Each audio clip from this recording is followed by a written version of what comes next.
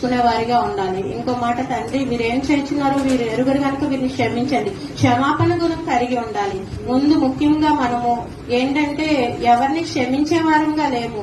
మామూలుగా ఉదాహరణకి ఏంటంటే నేనే ఉన్నాను, నేను ఎవరితో అయినా గొడవాడి ఏదైనా వాదించుకొని ఉంటే గనక వారి గురించి క్షమించి వీళ్ళని ఎప్పుడు క్షమించకూడదు, వీళ్ళు నన్ను ఇలా అన్నారు, వీళ్ళు నన్ను ఇలా అన్నారు, వీళ్ళని క్షమించకూడదు, అస్సలు కళ్ళ కూడా వీళ్ళని క్షమించకూడదు, వీళ్ళతో మాట్లాడకూడదు అన్న ఉద్దేశంతో ఉంటాను మామూలుగా అయితే.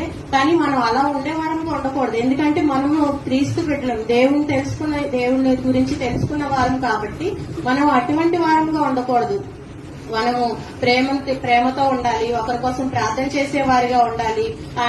మనం ఆయనకి మాదిరిగా నడుచుకుంటే రేపటి రోజు ఇదిగో వీళ్ళు క్రిస్టియన్స్, దేవుని తెలుసుకున్న వాళ్ళు. ఎందుకంటే మనల్ని చూసి అంటే ఎంత హిందూస్ అయినా గానీ మనకంటూ ప్రత్యేకంగా ఒక పేరుంది. వీళ్ళు దేవుడి బిడ్డలు అంటారు. దేవుడి బిడ్డలు అనేసి వాళ్ళు ఎటకారంగా అన్నా ఎలాగన్నా దేవుడి బిడ్డలు. మనం దేవుడి బిడ్డలమే ఎప్పటికైనా. ఎందుకంటే ఆయన రక్తం చేత కడగబడి ఉన్నాము.